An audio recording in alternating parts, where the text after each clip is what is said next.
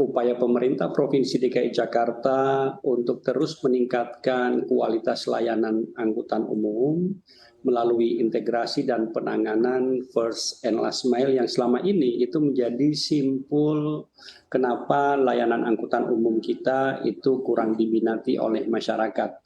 Tentu dengan upaya integrasi salah satunya adalah integrasi sistem pembayaran melalui tarif bundling ini kami harapkan kualitas layanannya semakin oke dan kemudian masyarakat kembali menjadikan angkutan umum sebagai primadona mereka dalam melakukan aktivitas sehari-hari. Demikian Mbak Dian. Ya Pak Syafrin, apakah kalau kebijakan ini memang berjalan lancar begitu ya akan diterapkan juga di daerah lainnya?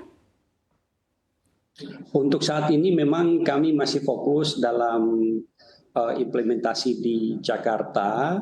Oleh sebab itu, kenapa tahap awal kemudian yang dipilih adalah diintegrasikan 3 moda layanan angkutan umum yang dalam pengelolaannya itu berada di bawah BUMD Jakarta. Ada Transjakarta, MRT, dan juga LRT.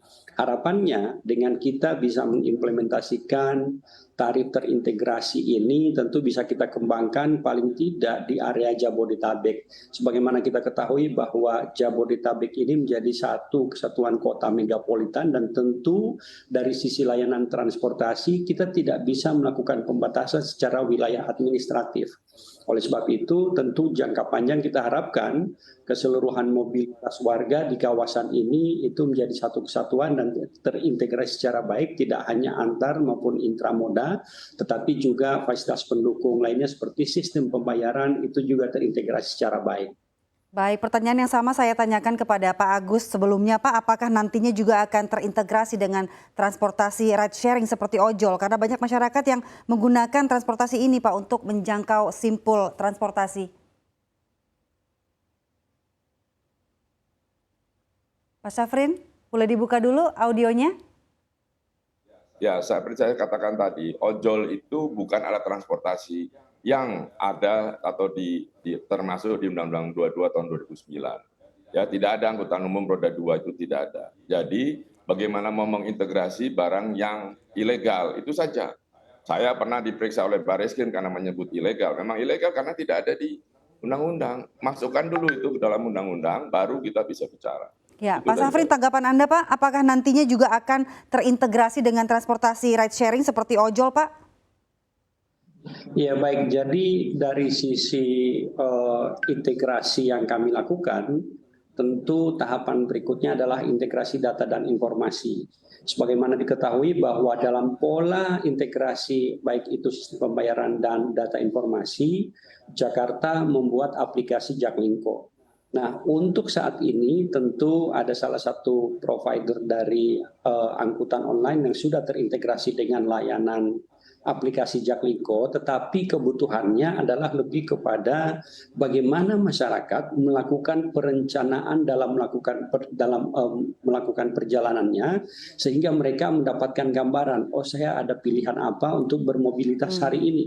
Dan di dalam aplikasi Jaklingko pun, karena kita sudah menggunakan beberapa teknologi yang sekarang dioptimal dan dimanfaatkan di beberapa kota, maka di sana pun akan disuggest oleh si aplikasi jika menggunakan opsi 1, maka besaran biaya transportasinya adalah sekian, sehingga mereka memiliki pilihan untuk bisa melakukan mobilitas lebih efisien. Demikian Mbak. Baik Pak Syafrin, bicara soal pilihan transportasi seperti Anda katakan sebelumnya, KRL masih menjadi salah satu primadona transportasi publik seperti itu ya. Apakah ada upaya Pak integrasi dengan KRL melihat banyaknya pengguna transportasi umum berasal dari luar wilayah DKI Jakarta?